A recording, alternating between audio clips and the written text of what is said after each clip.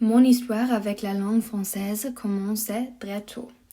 J'avais 2 mois quand je partais en voyage avec mes parents. Mes grands-parents ont une maison de vacances en Alsace, près de Colmar, et cet endroit devait être mon premier voyage et séjour en France. Avec 3 ans, je commençais à pratiquer la danse classique. Chaque mouvement a un nom français, donc je les apprenais aussi. Grand plié et tendu étaient mes premiers mots en français. Les étés suivants, nous partons en voyage au sud de la France. Je remarquais les facettes différentes de la France. La plage, au contraire des Vosges, et les forêts en Alsace. Quand j'avais 13 ans, j'avais mon premier cours de français. D'abord, j'étais un peu démotivée. Je ne connais que 3 mots en français et la grammaire ne fait pas redoubler ma motivation.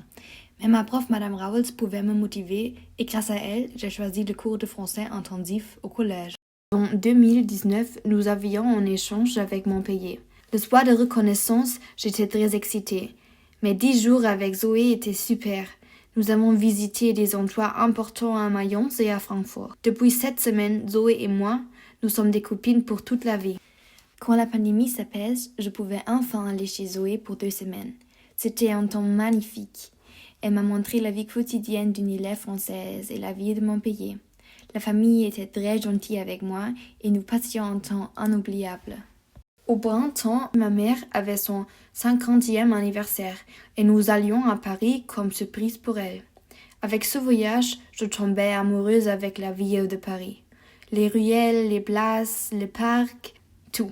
C'est pourquoi mes parents me soutenaient avec mon idée de visiter une école de langue à Paris. Avec l'organisation EF, j'étais 3 semaines à Paris. J'habitais dans une petite chambre près de Montmartre. J'avais cours chaque jour et le week-end, je découvrais Paris. J'avais déjà fait des voyages seuls, mais cela était un truc différent pour moi. 3 semaines seule dans une métropole sans amis.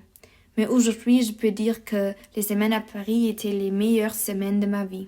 Je faisais la connaissance avec des gens qui viennent de partout et 2 filles sont des copines importantes pour moi jusqu'à aujourd'hui. On remarque que la langue française a sa place dans ma vie et j'espère qu'il y aura plusieurs possibilités quand je peux utiliser la langue. Je rêve d'une vie dans laquelle je suis médecin dans une ville française. On verra.